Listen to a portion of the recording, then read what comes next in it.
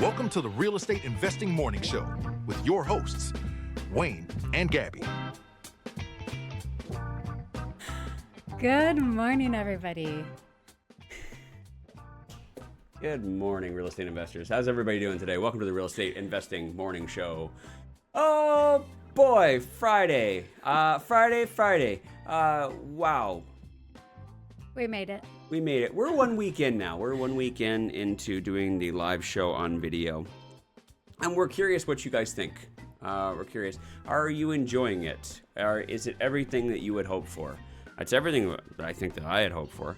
But I made it about a week, and now, I don't know, maybe I'm just got a case of the lazy Fridays, and I'm just like, I don't really have any topics to really go through, and I don't really want to come up with any topics.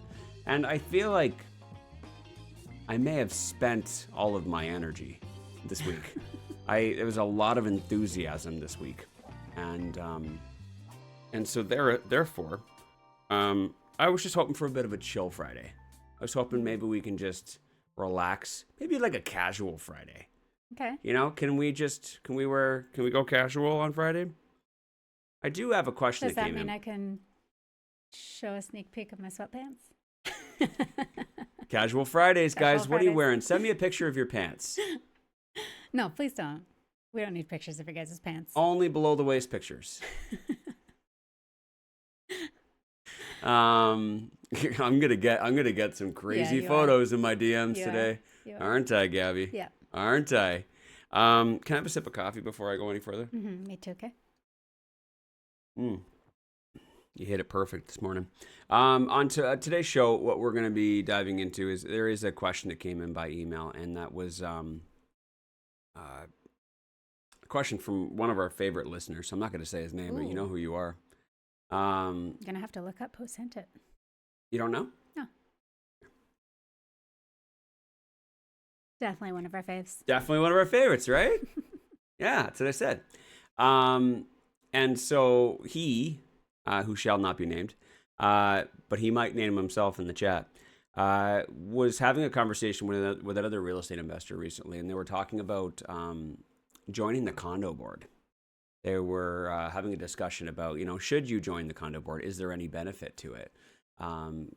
Can I maybe have my voice heard a little bit more? Some influence? Some influence to make sure that the decisions that are being made by the Condo board are in my best interest or in the best interest of the investors, the landlords in the condo. So we'll talk on that, and we'll read that email in a little bit here. As well, that's about it, actually. We got some upcoming events coming up, though. Next Wednesday, if you guys don't know, if you're in Edmonton or you love various modes of transportation, you should come on out to the Edmonton Real Estate Investors Association meetup. They host meetups once a month. If I remember correctly, and I might be way off, but I think I heard recently 40 years. It sounds a little crazy, though. It's at least 20, but they've been doing it for a long time. The Edmonton Real Estate Investors Association has been around. And I'm going to be speaking next Wednesday at the event. So I'm going to be doing a fireside chat talking about what's going on with the Edmonton real estate market right now. What's potentially coming? What do we see in the future of Edmonton? A lot of things have changed in the last couple of years, which has created some difficulties, but have also created some opportunities. So we're going to talk about the opportunities that are around right now, but as those start to fizzle out, what kind of opportunities are going to be coming available in the near future or distant future? So I'll be talking all about that, having a conversation with Rob, and I'm looking forward to it. I'm looking forward to seeing so many of you guys there. So if you guys are interested in registering for that, I think it's $20. You can register at meetup.com. Just look up the Edmonton Real Estate Investors Association. Love it. I'm looking forward to coming out, too. Yeah? Yeah. And Saturday. What? The following Saturday, May 16th. Oh, yes. The bus tour. It just keeps getting, closer and closer. We're so a week and a day away. Yes. Yeah. The bus tour? Or does everyone know what it is so that we can just call it the bus tour? I think we can call it the bus tour because if you don't got a ticket, you're not coming. That is true. That is true. But They don't need to find it anymore. REI Masters Edmonton Real Estate Investing Bus Tour. Yes. We're going to be touring properties in Edmonton. I can't believe that that's a week away. Yeah, it's going to be so much fun. We have 2 of our students' properties that we're going to be going to see, both excellent rental properties, cash flowing rental properties in the Edmonton market. And then we get to do our big reveal on the big project that Wayne's been working on for so long. So I think the anticipation for that is it's building and building and building and building. And I think it's going to be really exciting. Yeah. Yeah. The garden I'm suites. getting so many people asking, tell me information about the garden suites. Sorry. Well, you've been teasing it for too long. So people are like, Too long? What do you mean yeah? too long? Can you tell us yet? Can you tell us yet? What's the details? Everyone who comes to the Edmonton bus tour, the REM Masters Edmonton bus tour, is getting the information first. Yeah. And then I'll share it with everybody else. But it's going to be freaking cool. It's going to be cool. I mean, I know it's freaking cool because I'm doing it. I'm the one that came up with it. I'm the one that developed it. I'm the one that's seeing it through. Got multiple projects on the go. And excited to share it with other real estate investors in Edmonton because I think it's going to be a really, really great opportunity for real estate investors. We're going to open up a really cool opportunity that was otherwise just not there before. So you got to be at the bus tour. If you didn't get your ticket and you're a little bummed out, you got a little case of the FOMOs, 2 things. 1, do not delay next time. When I say buy a ticket, you buy a ticket. 2, send us an email and say, hey, can I get on the waiting list? There's a few people on the waiting list already, and I have not seen anyone drop any tickets yet. Yeah. So I don't blame them. It's going to be a lot of fun. Lunch is going to be provided as well. We're going to have an opportunity for lots of networking, and then we're going to have a cool little informal after party type thing. We're going to go to the Rec Room. Yeah. Everybody know what the Rec Room is? It's like a adult games arcade place thing. Majig. We're going to go hang out there. What's your favorite game there? What's my favorite game there? Yeah. Mario Kart. Mario Kart? Yep. Okay. Okay. Mario Solid Kart. choice. Yep. I like killing the clowns. Throwing balls You at like clowns. killing the clowns? Yeah. My fave. They don't have Need for Speed, so. Yeah. But, yeah, you're a clown killer, huh? I'll take anyone on. Yeah? Just kidding. I have very bad aim, but I still have a lot of fun doing it. So Okay. you'll probably All right. beat me. So, yeah, lots to look forward to next week. It's going to be a very eventful week. And, yeah. Hey, I got a question for you. Is Leanne and Kyle here? Mm. If they are, they haven't said hello. Yeah. Because I saw them last night on the REI Masters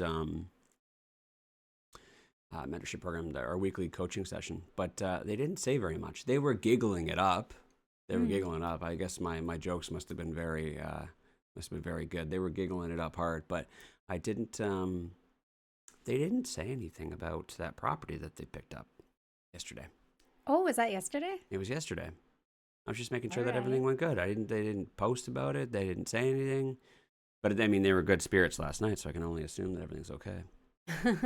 But Okay.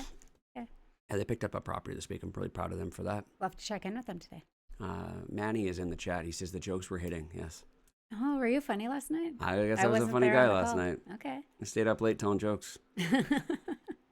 I'm gonna have to go back and watch the recording. Are you? Yeah. No, I'm not going to. You're going to go back and watch a 2.5-hour video recording of a coaching Looking session? for your jokes. I mean, it was really good. Like, we touched on some really cool things that we'd never touched on before. I mean, I heard that you guys did some forecasting on the portfolio. Profit forecasting, That's cool. which is something that normally I'll do that with people individually on their one-on-ones. Kind of teach them how to do it, but we needed a refresher, so we did some profit forecasting for one of our students, and it was actually a really cool exercise to kind of see what's possible. Based on the way that we teach, and what we hope that most of our students, the way that they invest in a smart way where they buy real estate, rental properties that make money regardless of appreciation. And that's something that we teach, is that You should buy properties where you don't just rely on the value of the asset going up to make your profits. You should buy a property that is profitable regardless of whether the asset goes up in value or not. And then when it does, it's just bonus. So it makes forecasting a little bit easier when you buy profitable rental properties. And so we were running through the numbers to determine, hey, hypothetically, 5-year, 10-year, 15-year, 20 years, how much equity are you building at each stage? And when you forecast it, when you go through it like that, I mean, they're rough numbers because we have no idea what the actuals are going to be. We have no idea what the renewal interest rates are going to be. We have no idea what the total expenses are going to be, et cetera, et cetera. Vacancies. But if you can have a rough number, it gives you a good idea of different stages of your journey to determine, okay, how much equity am I going to have at any given time? And then you'll see like, oh, wow, there's this really cool sweet spot right here at year 8 or year 10 where I could refinance property number 3 and property number 5, and I could pull out money and I could buy 2 more properties. And then you can be like, okay, cool. If I do that, because now you got your whole forecast planned out for 20 years, and you look and you see a really cool opportunity at year 10. And you're like, oh, wow, I refinanced property 3 and number 5 at year 10, then I could buy 2 more. How does that change the trajectory of my full 20-year projection or forecast? And then what you do is you just change it, and then you change the numbers, and you can watch. There's like this line that goes like this. You can see your profit growth. Well, now that you made that change at year 10, now your profit growth goes even higher. So it's a really cool exercise to kind of see like the little decisions that you can make along your journey, the little changes, little reinforcements, or there's a word I'm looking for. But the little small changes can have a dramatic effect on the end outcome of your profits, however long you're going to be investing for. We talked about it yesterday in yesterday's show, that 40-year window, that realistically we have about a 40-year window to build wealth, to build equity. And what we want to do is we want to kind of tweak the dials every now and then to kind of figure out how can we make it better? How can we grow our wealth? How can we take advantage of leverage and the compound effect? So it was a really cool exercise for everybody to see, and I enjoyed it. In the comments, Manny said that was awesome. Yeah? Yeah. Fabian says you always deliver. I wouldn't expect anything else. Oh, thank you. I appreciate that. And it's something I kind of wanted to get back to on today's episode as well, but I didn't really plan anything. And so I made a couple notes here just in case of like, maybe if we got time, I want to dive back into that again, because there was something in yesterday's episode that we did that was not scripted. We did a quick little calculation of how much the above average. I was going to say yes. Employee or Canadian employee will earn in their working lifetime, or in their in their lifetime. Let's just say it that way. How much could a Canadian employee realistically make in their lifetime between the age of, say, 25 and 65? And the number was actually quite interesting and concerning at the same time. And I'm all about perspective. And I really want, one of these days, I really want to do like not just a 1 hour, but a 2 hour deep dive into this with a little bit more preparation, because perspective is everything. I think that not enough people actually look at their life and how long their life is and how much money they make, and also how much money they're spending in order to live. We kind of just go aimlessly and blindly through life, just like make money, spend money, make money, spend money.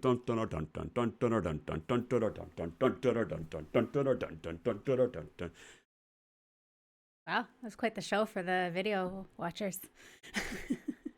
Just doing my little Seven Dwarfs thing.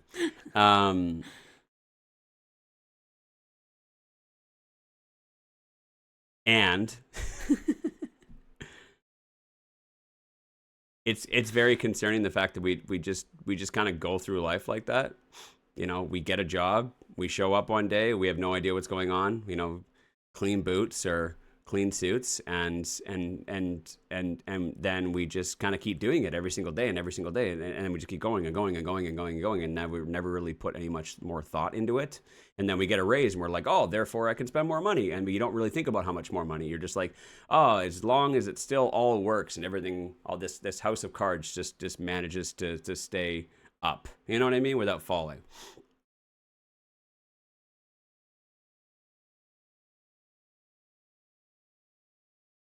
Isn't that kind of scary that most people just kind of go through life like that without ever actually putting any more thought into it?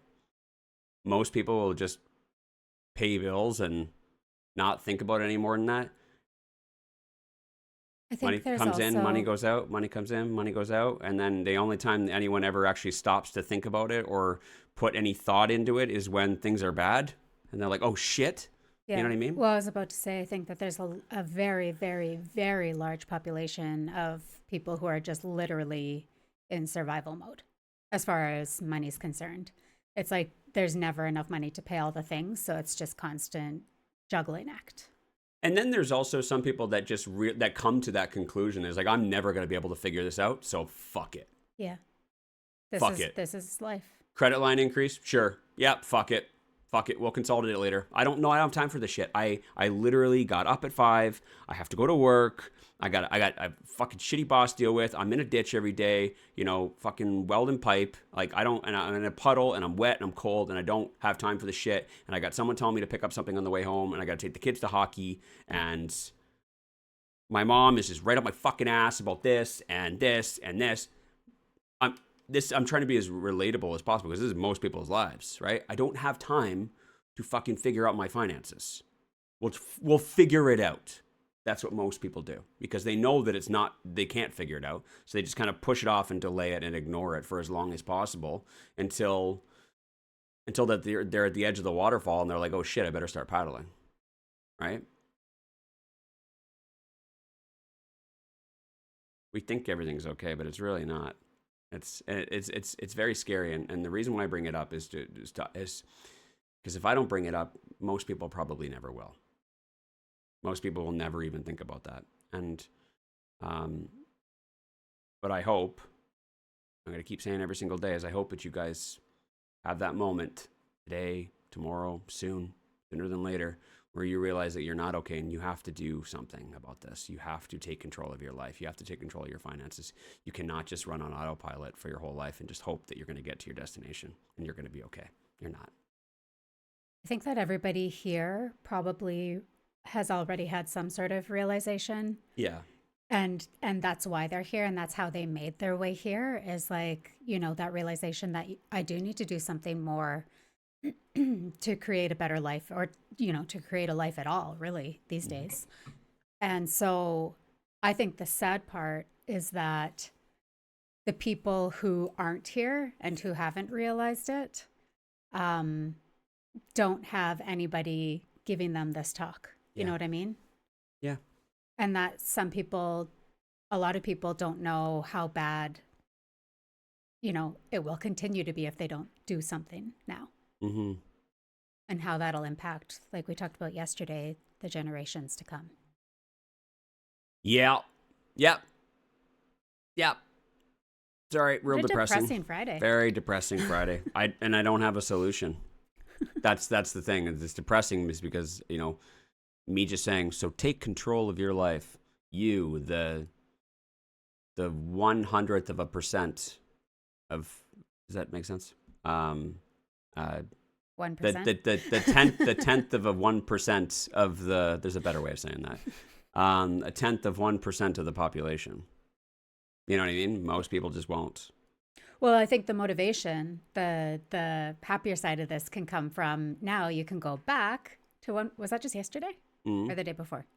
Yesterday. Yesterday. Yeah. Now go back and listen to yesterday's episode and you can see what's possible, right? Yeah, that is true. That is true. And you just kind of did it backwards. Maybe I did. Okay, but I want to continue on that conversation because I do have some more perspective to share, which I think could be helpful.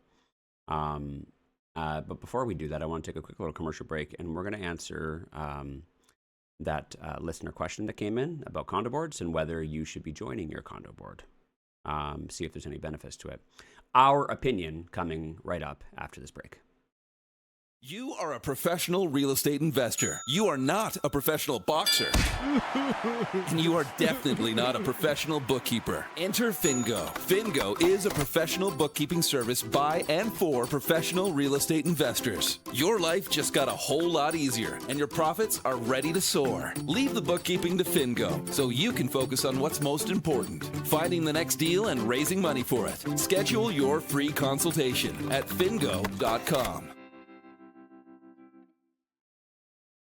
It's funny, I had my meeting with Steve this week. So Steve and I, Steve, my business partner at Fingo Bookkeeping and Tax, we have our weekly executive meeting on Monday mornings. And we were talking about, how he survived through tax season. Because the deadline is April 30th. I always forget, which is last Friday, I believe. And it's just... everybody waits to the last minute to get their stuff in. So it's like he's just basically has all these open files. Normally it's like 75% of them are just like they have to get that one last piece of paper that he's waiting for in order to finish the file out. So it's that last couple weeks of before that deadline is always the craziest, because it's just all about just like finishing up, just like trying to get that last little piece of paper so that everybody's can get in before the deadline. And but he survived it. We did really, really good this year, and we're really happy with it. And Steve's his work is still not done, and the work's still not done because there's so many people that didn't get their paperwork in on time, or maybe decided to wait until the week before the deadline. And it's like, well, unfortunately, you kind of go to the bottom of the list at that point. You know what I mean? Like everybody else who had all their stuff in first gets their files finished first, and then it goes by priority. But everybody gets done by the 30th. There was quite a few people that kind of came in the last minute there. It was like, oh, here it is, and they hand over the box, and it's like, okay, well, we need this, and this. So he's got a few people that were late and that didn't get all their paperwork in and stuff. So he's still got like the stragglers he's got to deal with. Well, it's also corporate file time now. Yeah, absolutely. So we got to finish up all the late filers, which is still plenty of people that are late filing and didn't get all their stuff in time, whether it be a mortgage statement or something like that was late. And then and now it's time for corporate tax filing. So it's busy in the accounting firm. But ultimately it's we had a really good chat about that, and he's doing really good. I'm really proud of him. I mean, that's the tough time of the year, for all accountants, getting all that stuff done. But hopefully everybody, was happy with Fingo this year, and hopefully everybody had some good tax returns. And if you aren't using Fingo for your bookkeeping or taxes, highly recommend going to fingo.com/REI. That's specific for the real estate investors, for your investor-focused accounting needs. Seriously. Love it. Yeah. Okay, so the question that came in, do you want me to read it? Well, yeah, I don't even have it up. Okay, I'll read it. Howdy, y'all. Howdy. Question for you guys, or moreover, your opinion. I was speaking with another investor recently, another one of our favorite listeners. Oh, okay. Yep. They're mingling? Yep. Okay. Yep. Okay. Right? Okay. Right? Good stuff. Good people. Everyone's like, I want to be their favorite. You're all our favorite. I would have said it about anybody. And we were talking about townhouses. So this probably has something to do with Edmonton townhouses, our recent podcast episode where we talked about it was one of the best Canadian opportunities right now for real estate investing. And I asked him that if he is buying and holding long-term, and if he owns multiple units in the same complex, if he joins the condo board. He was asking if he joins the condo board. I mean, you want to have as much say in your asset's future as possible, right? So why not join the board? Permitting, of course, you don't own and manage like 100 doors and never have the time to be on every board. But if you have a small portfolio and own multiples in the same complex, why would you not? So what are your thoughts on joining the board? Would love to hear what you guys say compared to the other individual. I would assume that I'm probably on the same page as that individual, because that individual is someone that I coach. But then again, everybody, different strokes for different folks, and everybody has their own opinions. I think there's also different things are important to different people, right? So Sure. you can't just say, "Oh, well, I taught them this way." Especially this question is very much an opinion. It's not a Yeah. right or wrong or anything like that. So This is not a right or wrong answer. It depends, and it's an opinion thing. My opinion is I don't join condo boards. But then again, that might be different for you because of the fact that I'm just too busy to be bothered by that. And I look at it from a risk and a reward value perspective. And when you join a condo board, you're not just joining and being like you get some glorified position where like you get to wear a crown and a scepter and you just kind of walk around and like I get to make decisions. No, they give you responsibilities. You're gonna have a role on the condo board, which comes with responsibilities. So it's just another unpaid job essentially. Now, how much is involved in that job and that responsibility? Hard to say. But honestly, it does come with responsibilities, and I just don't have time for those responsibilities. And I don't even have time to do a meeting once every couple months. And maybe if I did, let's look at what's the value for that. And when I read this, again, I don't know you all that well, so I don't know what you know, but I guess I'm kind of wondering what you're concerned about, like what you think you're going to be stopping. You know what I mean? okay, I see where you're going. Like, it's like, what are you worried about? It's like what are there's you some worried fears. about? There's some underlying fears that something's going to happen if you don't have some sort of control. Let's use a different example here. Let's just like you're worried about something. So you start a neighborhood watch where you and a bunch of other dads, you Why not go, moms? Sorry, go ahead. you and a bunch of other dads. And You moms. gotta bring sexism into this right now when I'm trying to make a point. Read the room. Always. Read the room, Gabby. Always. Read the room. You can talk about it on Monday. Jesus. Ladies. You know I love the ladies. Sorry, that made it so much worse. Sorry.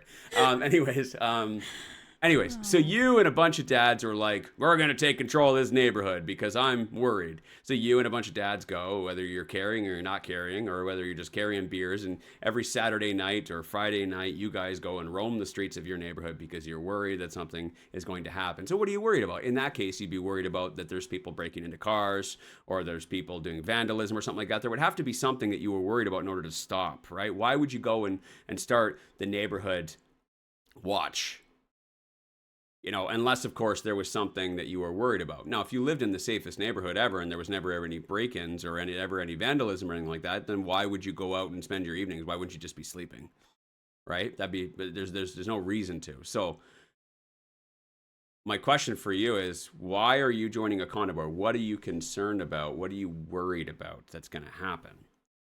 Now, because I don't have you here for this, I'm going to go and give you a couple examples that I think you're thinking about and what most people are concerned about when it comes to condos. And that's special assessments, right? And if that's the case, then I wish you would join our mentorship program because I can teach you a lot more about how to understand how condos actually work. And this is what I think that the individual that you were talking to probably explained it to you. This is just my guess. Because if you understood how reserve funds and how finances worked in a condo corporation, and you understood how to properly do your diligence on the condo before you bought it, this would not be a concern to you. Because it's not a concern to me. But it is a concern to you because of the things that you do not know. And this is what I think. Unless, of course, it's for other reasons. But based on the information that I have, my assumption is that what you don't know is scaring you. And therefore, you feel like this is a good solution. When the solution that I think that you need to, or I believe that you need to get to, is getting a better understanding of how condo corporations operate. To do your diligence properly, so that way you can have faith in the operators that are doing it. You'll also have a better understanding that all the things that you think are going to happen are far more unlikely than you would assume. And so a special assessment, I'll say it like this, and I'll try and simplify it as much as possible without going into a 3-hour lesson. Special assessments or special levies only happen when there is a shortfall in the reserve fund. And reserve funds are they're managed a lot better than I think that most people understand. Most people have no idea how reserve funds and finances actually work. Like, it gets audited every 5 years. The financial statements get audited every year to make sure it's all good. They don't spend money on things unless it's approved, right? There's a plan for the next 30 years on everything, every dollar is being spent. The only time that it ever goes into a shortfall situation or money spent that wasn't expected is when things happen that weren't expected. And there aren't many things that can happen that wouldn't be expected. I'll give you one example, and this happened in one of our condos years ago, where there was a sewer line issue, and the sewer line issue was underneath the parking lot. What's worse than finding out you have a sewer line issue, but you have a sewer line issue underneath the parking lot? So what do they got to do? They got to tear up the whole parking lot, fix the sewer issue, then repave the parking lot. That was not in the budget. Or at least the parking lot repavement was not expected to be done for, say, another 15, 20 years. So they were planning to have money in the reserve in 15, 20 years to repave it, but now they got to do it now.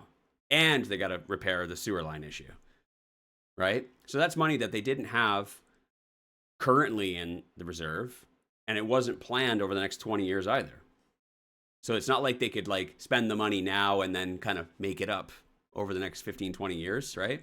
With just increased condo fees or something like that. This is money that we need now that we did not plan for, so therefore we need cash from everybody.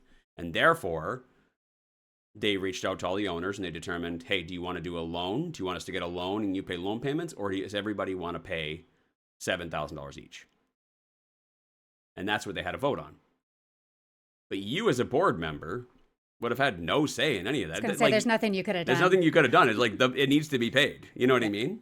So the board members, all they really came up with is they were the ones in the meeting that were like, okay, what are we going to do about this? We need to do something. We need to go figure out, can we get a loan? Can we, how much money do we have in here? What's the best approach to this?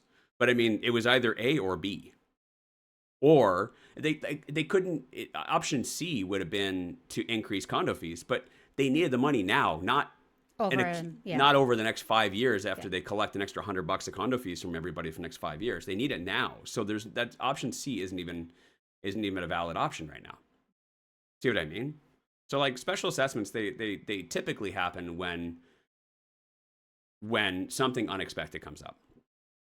It's very, very, very, very, very, very, very, very rare that it has to do with mismanagement of funds. Because you could normally catch mismanagement of funds way in advance. And if you bought a condo and then you found out a year later that there was a special assessment because of mismanaged funds, that's on you, because you clearly did not look at the financial statements properly. You didn't look at the reserve fund properly. Because you could see that from a mile away, right? And there's a bunch of known condos in Edmonton, for example, that as soon as I see them come up for sale, I'm like, nope, because I already know that one's shit. And most of our students are like, oh yeah, stay away from that one. Yeah. We all know what's coming for that one. So again, if you understood all of this, you wouldn't be worried about it. And if you understood all this, I don't think you would be saying, oh, I should join the condo board because I'll have a say. It's just a little bit more education. I think that it would change your perspective on this. And then ultimately, I don't like doing things just for the sake of doing them. I like spending time doing things that I like doing and love doing with the people that I love. So extra responsibilities, extra work that's unpaid, just to cover my ass for something that's not really a problem, to me seems like a waste of time. Yeah. That's my opinion. Anything to add on that, Gabby? No, I think you covered it very well, and I 100% agree. And I think that it's more common that you'll find like owners on condo boards. Where it's their primary residence. Yeah. Where they actually live there and they want to, know who all the owners are and be involved in the conversations and know exactly what's going on and, that sort of situation. I think it's less and less where you'll see like investors joining condo boards. You will see if you were to go and pull up a Facebook group, an investment Facebook group, and ask the question in there, you're going to have all sorts of people being like, absolutely, I'm on every board for every complex, and this is why, and da da da da da da da. But I wholeheartedly agree that they just have too much time on their hands. Or they just don't understand. Or they don't understand. Yeah, 100%. Which is fine. I mean, like, it's not a I'm smarter than you thing. Nope. But well, yeah. But like, Kind of but it's not a competition, Gabby. No, it's not a like. I didn't get to this point with all this knowledge and all this experience just to fucking point my finger at people and be like, "You're dumb, I'm smart." Bah, bah, bah. Like that's not that wasn't the point. I know that they don't know what I know. Yeah. But it's not a finger pointing thing of like I'm smarter than you are. It is what it is, and you know what? Everybody. That's your life. This is my life. This is what I'm doing. That's what you're doing, and that's no judgment whatsoever. Yeah. But the only time I will mention that and bring that up is when someone is listening to them and their opinion. Right. And then basing their opinions and their actions based off of somebody else's misguided or misinformed opinion. And therefore, I have to come in and be like, well, just let you know, they don't understand this, and this. So that's why they're doing it. If you still want to do it and you still see value in it, go for it. It's entirely up to you. It's your decision. Yeah. But I'm here to provide advice and opinions based off of facts and experience and knowledge. And I hope that you guys value that these are not empty opinions. These are well thought through and experienced opinions that come with knowledge. So that's up to you to determine the value in which the opinions as well. I love value. You'll hear me say it a lot. It's like, there's a better way to put that, but ultimately, you get to choose right now of who you listen to. Because there's lots of people who have influence and lots of people who have opinions, and you get to do your own diligence to determine which of these people have the most qualification to be able to make those opinions, right? And which of those opinions, whether they're qualified or unqualified, apply to me the most. And then you take that and you apply it to your life and your business to try and get the most value out of it. Does that make sense? Total sense. And it doesn't hurt my feelings, whatever you do, right? I hope it's helpful. I really do. It's been the way that we operate and what we've done has served us very, very well. From a risk perspective, I sleep very well at night. Very, very well at night. And we've done very well for ourselves in business and in real estate investing. And our students also sleep very, very well every night because of that confidence of knowing and understanding. And they've done very, very well for themselves as well and continue to keep doing well for themselves. So I hope that you guys see that as well, right? And if you're ever concerned about somebody else and their opinions, ask them the same types of questions. What are you basing this off of? What experience do you have?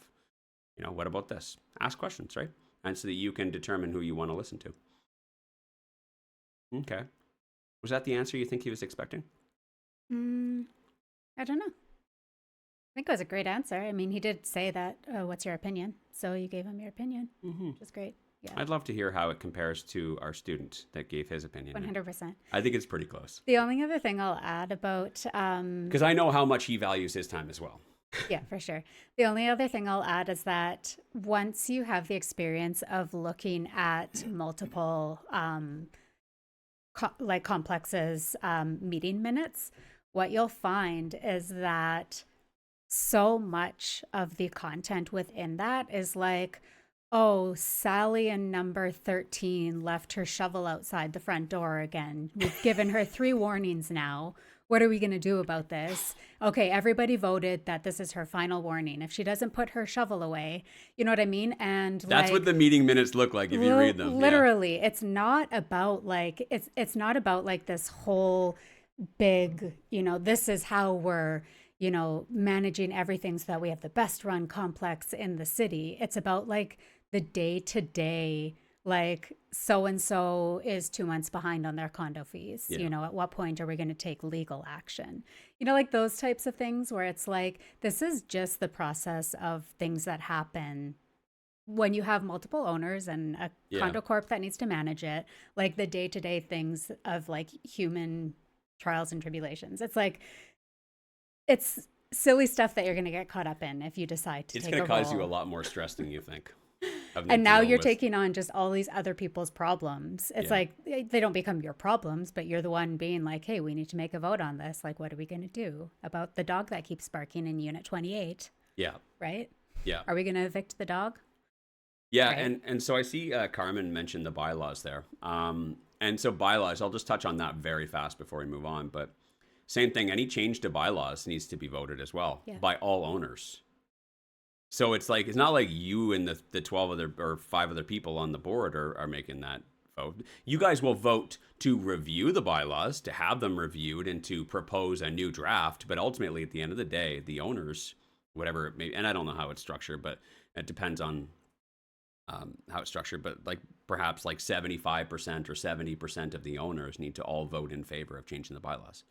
So if you're like worried about like, oh, they're going to be taking away Airbnb out of this condo apartment, it's not like you get to go up there and like do your best, presentation about like, your pitch as to why you think they should allow it and how it's going to increase values or something like that. I don't think you understand, like, you really don't have that much say or that much sway in the whole situation. It's just, I find that most people that volunteer for it, like Gabby said, have too much time on their hands, or they just have no idea what they're getting themselves into and they just don't understand it. Yeah. Right? They feel like they're having a say or that they're making an impact, but not really. Yeah. I mean, it's not like jury duty. Yeah. Yeah. That's what I'm picturing, like jury duty. Yeah. Everybody's locked in a room. We can't leave until a unanimous decision is made. Yeah. No, it's not like that. Determining the fate of somebody's destiny. I was Sorry. going to say something else about it too, but I can't remember. Doesn't matter. I think we made the point that it's so close. It's gonna come back later. She's gone. Okay, so I wanted to get back to that, and I don't know how I'm gonna get back to it, but I really did want to get back to what we were talking about yesterday, just a little bit, and that was the discussion about how much money you could make in a life. And we were talking about starting at almost like I think I used the example of like a marketing associate or like a lower level marketing employee at a marketing firm. And then you slowly make your way up to team lead, and then you make your way up to supervisor, and then office manager, and then maybe some other management position, till eventually like you got the corner office with the windows, and now you're the marketing director for the whole firm, and you're meeting and clients and wining and dining, and you're in charge Taking of them all to of the the Oilers games. Yeah, you're the accounts manager. Right, and that's your role, and then you finally peak at like whatever that top wage is, and maybe that's like $80,000, $90,000, $100,000 a year or something like that, right? Or you're a welder, and you're welding in your first year, second year, third year, and then eventually you get your red seal, and then you kind of peak at that top wage, whether that be union wage or that top wage that you can charge, non-union, and but that'll be like the most that you're ever going to see. You peak at like, say, 25 years old. And then you can expect incremental increases of 1.5% or something like that every year for the next 40 years. Right. And so what we determined is that people in those examples, your red seal journeyman welder or your marketing director making about the same amount of money, right? Except the welder probably works twice as many hours and double time overtime, you know what I mean? And LOA and things like that. But let's just be real. Let's just be, just keep it simple here. Like the average top tier, lower middle class worker will make about 100, like a top salary would be like $100,000 right now. That seem reasonable? Sure. Yeah, something around that line. You know what I mean? Oh, I make 150. Yeah, sure. You're above the average, right? Yes. I would say there are more people below 100,000, way more people below 60,000 than there are above 100, right? Way below 30,000. True. Right? Yeah. And so if we just took an average, then the average person who starts at that and reaches the peak at 25 years old and then gets a 1.5% increase for the next 40 years, that works out to be a little under $4 million that they'll make in their lifetime. That's how much you're going to make. Nobody ever thinks about that. And they're like, oh, I finally made it. I reached the $100,000 a year. Well, I was going to say it's funny because when you say you'll make $4 million in your lifetime, at first thought, like when you said it yesterday, at first thought, it's like, oh, that's a lot of money. But then when you start to break that down, that's when it becomes quite concerning. Yeah. And so anyone who's questioning it, I think the example yesterday was like 80,000 and then 1.5% increase. So that's how it got up to 4 million. Yeah. Because you're probably doing, you had also from like 18 to 25, there was an accumulation of, however. This is roughly 4 million. Yeah. So, but it is concerning when you think about it. It's like, oh, that's $4 million. That's not $4 million you're going to have in the bank account. That's before you pay all your living expenses and your car payments and gas and everything else that's involved with it. And so if you're renting, you have absolutely nothing to show for it at the end. Because most people, that wage barely covers the cost of living. Barely. And if you're renting, which is the point that we were making yesterday, you are literally giving it to somebody else and you are not building any equity. You will have nothing to show for it, except for the little extra money that you scrounged and set aside and you put into an RRSP account and you made 5% returns, maybe if you're lucky, and maybe if you're lucky if you started when you were 25, you might have $175,000 in your RRSPs by the time you retire at 65. Yeah, I don't think I don't think that's what you envisioned when you were thinking that you're like, oh, my retirement's gonna be so great in Bermuda. No. Sorry, you're not going to Bahamas, pretty mamas. Just about to say, did everybody start singing Bermuda Mama? Okay. I'm sorry, you're not gonna be in the Bahamas, pretty mama. That's not enough money. You're gonna be living in your kid's basement, listening to them bicker about their own personal finances, because guess what? You're not passing anything along to them, so their finances are going to be just as shit as yours. You got to listen to them and their problems too, right? It's very sad. But anyways, the cool thing and the reason why I wanted to bring this up is because we did that forecasting exercise last night, and you missed it. It was really good. And what we did was we took basically what they had built already. So this is one of our students, or one of our couples, who joined REI Masters in, I want to say, October. So they're like 7 months in, something like that. October, November, something like that. They're 7 months in. And they picked up 5 properties. Amazing. 5 properties. Absolutely incredible. And so what we did was we looked at, based off of the 5 properties they bought, and the values I hate saying 5 properties because everyone's like, wow, that's amazing, 5 properties. Don't measure it by how many properties they own. Measure it by how much money they're going to make. Just a side note. I hate when people measure by doors and by properties, because that is not a true measurement. I know people that have 50 properties that get terrible fucking returns. Yeah, you own, wow, it's cool you own 50 properties. But yeah, but they're shit fucking properties that don't make any money. That's not the metric that you should be using to measure success. You should be measuring it by the return on investment and the risk, right? Or more so, maybe even the value of the properties or the value of the portfolio as well. But even then, like you can have, I know people that own $10 million portfolios that make 7% returns every year. Like, congratulations, you have a $10 million portfolio, but it's only making 7%, right? Wouldn't you rather have like maybe a $5 million portfolio that's getting 25, 30, 40% returns? It's actually more. Anyways, so I just wanted to take that opportunity. So let's not measure their success by the amount of properties they bought in the last few months. They could have bought one property that could have been the same value and gotten better returns, and I would have been more impressed with that.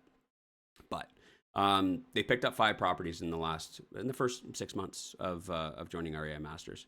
They went through all the education. They asked a crap ton of questions, which is good. That's a good thing. They asked lots of questions because the more questions they asked, the more clarity they got, and the more confident they were with the decisions that they made for what type of property, what neighborhoods, and everything else, right? Tenant profile. What's that? Tenant profile. Tenant profile, everything, right? And that reduces your risk of making mistakes, right? And so they've done very, very, very well. And what we did was we took all the properties that they bought, and we said, okay, based on the interest rates that you have right now, based on the values, based on the mortgages, based on your expenses for each of these properties, the condo fees, the property taxes, the insurance, the et cetera, et cetera. And then the rent that you have coming in, can we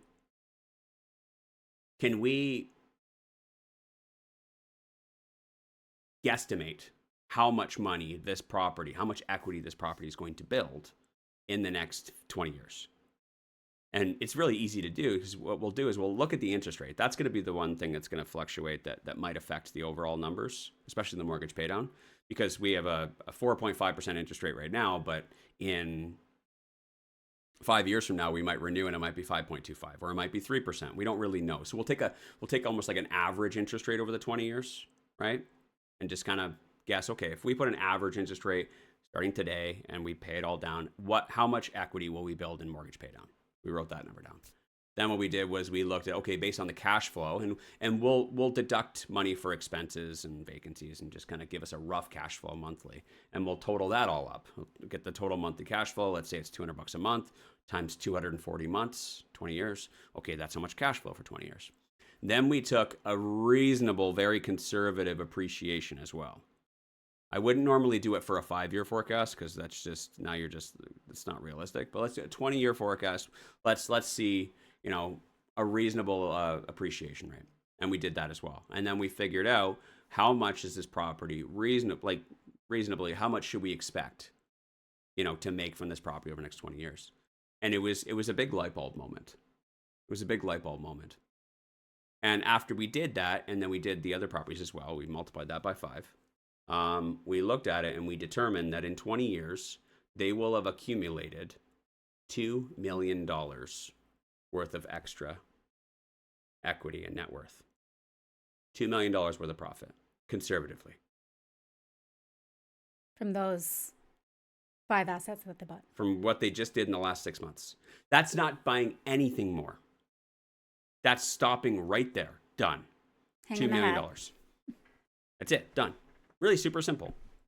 And these are 5 properties. They're Edmonton townhouses. I'll say that. Because if it were $5 million houses, obviously the number would be significantly bigger. It'd be 5 times more, right? But these are like your $220,000 Edmonton townhomes, right? And so with a small investment of that, into that, buying essentially $1 million, portfolio, they're going to make $2 million in profits in the next 20 years. And then we did a little exercise as well. We're like, okay, cool. We kind of played around with it. Well, what if at the 5-year mark, there's enough equity that we could refinance those properties and buy 5 more, similar to the example that we used in yesterday's show, 5 years, 5 years, 5 years, 5 years, doubling it up. And so what we did was in 5 years from now, we feel very confidently in the townhouse market. So we knew that the values are going to be higher. If we refinance those properties and buy 5 more, so you'll have 10 at year 5, how does that change the trajectory at the year 20? And we determined it will increase the trajectory by 50%. So instead of $2 million worth of net worth, you'll have $3 million worth of net worth just by making that one little move once. in 20 years. So realistically, compounded, and it's hard to kind of figure out what that would. I didn't run it for a 40-year, but let's just double it. We know it's going to be more than double, but let's just double it.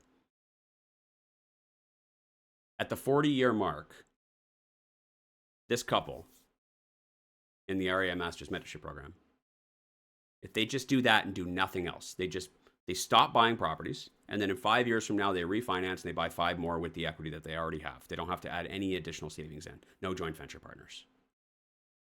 Nothing else. And then they just manage those and just live their life and just be great parents and have the best time ever. They'll have $6 million sitting there when they're ready to retire. I 6. absolutely love that for them. 6. Conservatively. That's 50% more money than they're going to make in their job. Damn. They're gonna make more money passively in this rental property business than they will going to work every single day. That's perspective that I want people to have and to hear. You know what I mean? Yeah. That's what I wanted to share with you guys today. We work so hard to go to school and to train for these technical skills, to these degrees and these jobs. And it really, truly, like, you put so much effort and so much of your life into it and so much pride into it. And it's just enough to breathe. You know what I mean? And most people, they just kind of stop there and they're like, I did it. It's great. Finally, I'm an acupuncturist. But like, it's just enough to breathe. You know what I mean? You can't stop there. You have to do something more. Otherwise, based on the example and the figures we gave today, you're still going to be living in your kid's basement unless you do something different. And like I said, you're going to be listening to them bitch and complain about their finances, through the thin floorboards, because they're going to be in no better position than you, because you didn't pass anything down. You didn't pass any money. You didn't pass any opportunity. You didn't pass any gifts, and you didn't pass any knowledge.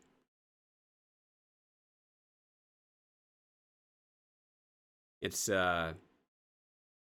very concerning. And maybe I'm blowing this out of proportion. Maybe I'm over exaggerating things.